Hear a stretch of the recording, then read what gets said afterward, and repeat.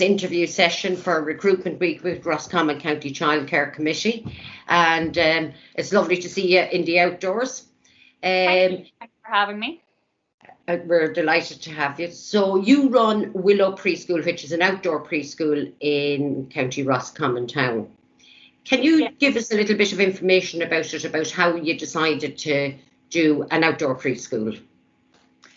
Sure. So I began my kind of early years journey in Canada when I started studying early years over there, and I worked in a creche that was in kind of Midwest Canada. So the weather was really cold in the winters. It used to get up to -50, and but we would bring the kids out every day up to -20, so a little bit warmer. So but it just kind of struck me that, you know, weather wasn't,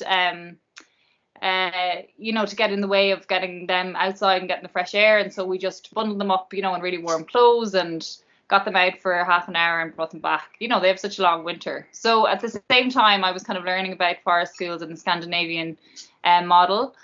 And my dad sent me an article which profiled Sally O'Donnell, who was the first woman in Ireland to open an outdoor setting in Donegal.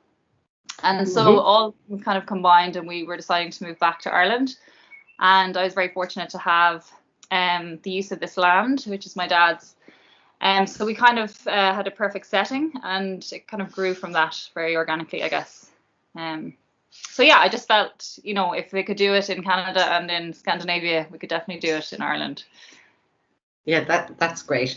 And can I ask you, what has your biggest challenge been in setting up an outdoor preschool? Yeah, I would say the biggest challenge at the moment is that there's no provision for kind of inspecting and regulating in outdoor differently to indoor, because we are a very different type of setting, and there's different setup, there's different needs.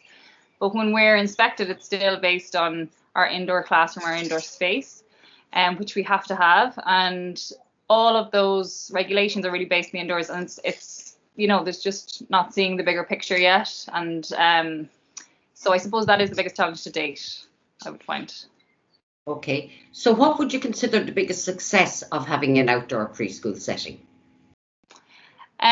For me, the biggest success is seeing the model really work in action. Having studied it, and you hear about it and you read about it and you visit other places, and then kind of we started very small with just 5 students in the middle of January, actually 3 years ago, and seeing it grow really organically and finding that it actually works so well, and being validated, I suppose, in the choices that we've made, and then being inspired, you know, to add or create or, you know, develop and really go further into the setting. I suppose at the start, you know, I was kind of cautious and would have a lot of materials and provisions that you would have in an indoor classroom, because that was my, you know, experience from working. Yes.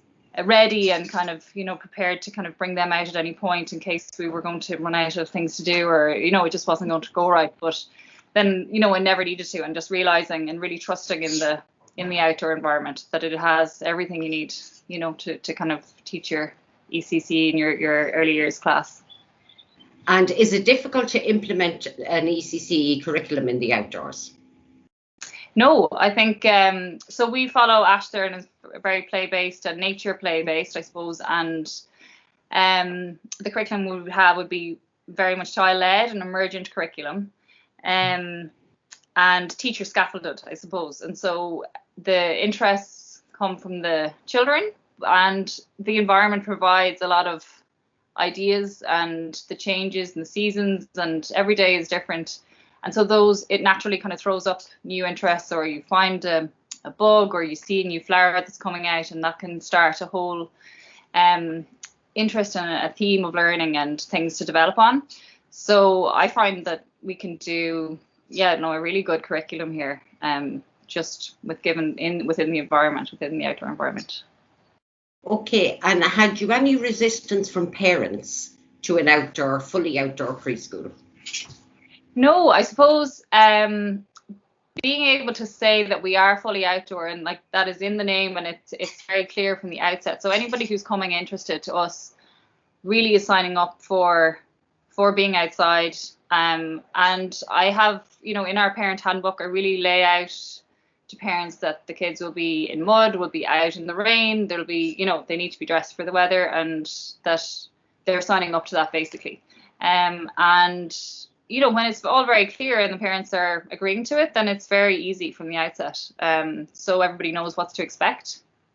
And I suppose that is a little bit harder for an indoor setting, when you get a little bit of resistance of people not wanting the kids to go out in winter. But here they're really prepared for it. They know that that's what they're here for.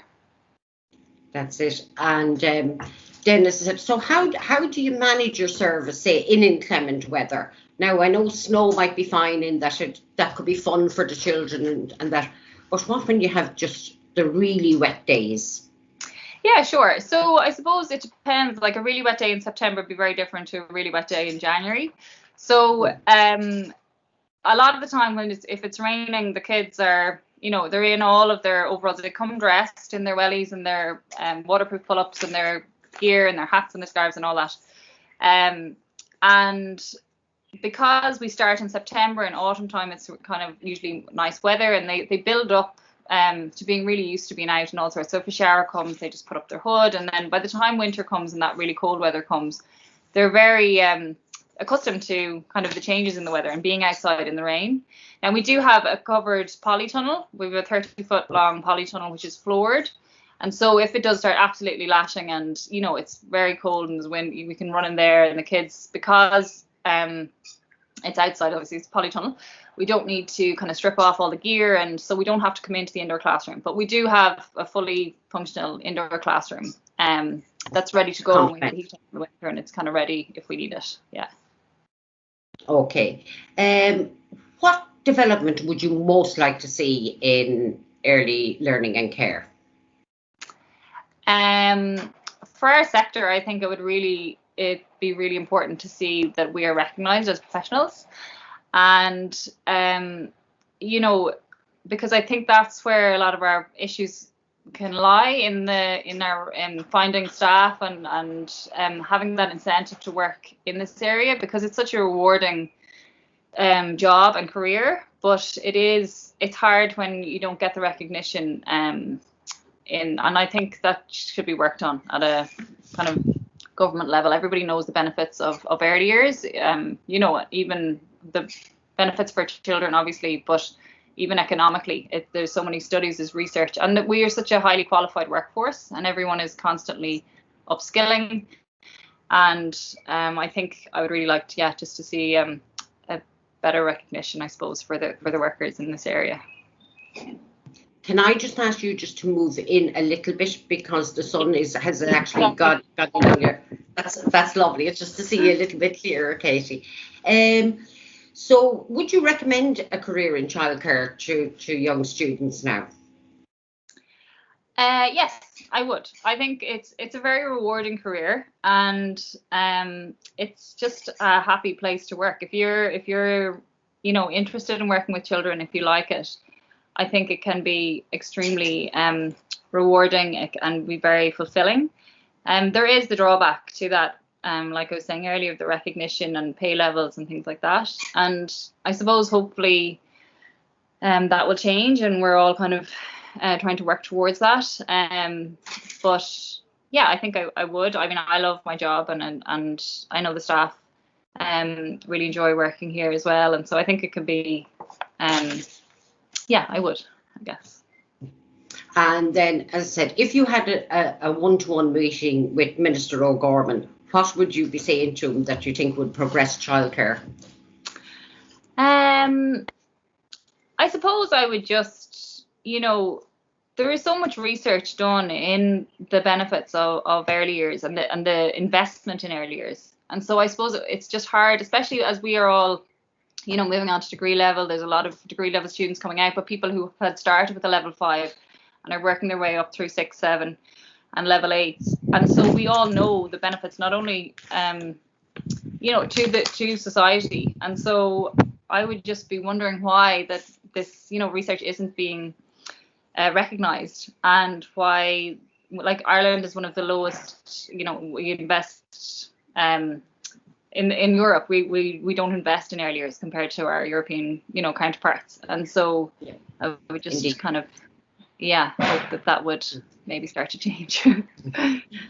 And then final question to you, Katie. Have you any tips if somebody wanted to convert their indoor preschool to an outdoor preschool or start up a new outdoor preschool? Where would they start? I would definitely recommend it.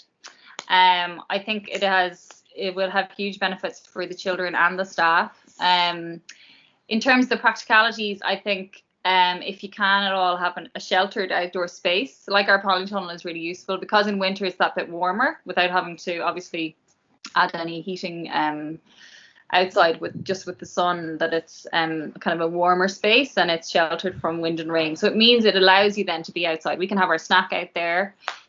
So things like that, having sheltered areas. But also I think, like, we are very lucky that we have a lot of space, but you can do it really in very small areas, and just getting the right gear on the kids, and the parents are all on board with it. And if you're trying to, maybe convert from an indoor or trying to be more outdoor, it's just give the parents the information about the benefits of it for the children. And, you'll be surprised at how many will kind of become on board. And, because it is recommended that children of this age, of early years, of 3 to 6, get 3 hours outside every day, which is obviously very difficult to do for a parent, because when you come home from work, you're trying to get the dinner and you're, doing things inside. And, especially in winter time and colder weather, they want an adult out with them. They need the incentive to be out there. So, I think giving parents information and having the right gear on the kids and a sheltered space outside if possible, which allows you to be out for longer. So those kind of heavy showers, because in Ireland it's so changeable. Right? For example, It's now raining and it was sunny a minute ago. But having a sheltered area really helps. Yeah, indeed. So there's no such thing as bad weather. It's just clothing and having the appropriate clothing. Yeah, absolutely. Yeah, and attitude. And it really depends on an adult's attitude. We have to be positive about all types of weather, and then the kids pick up on that, and they, aren't worried about the rain either, or whatever may come the way.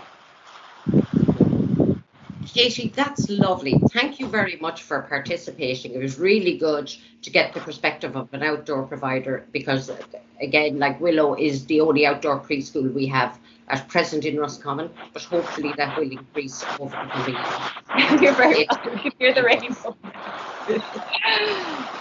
Okay, Carmel, thanks a million.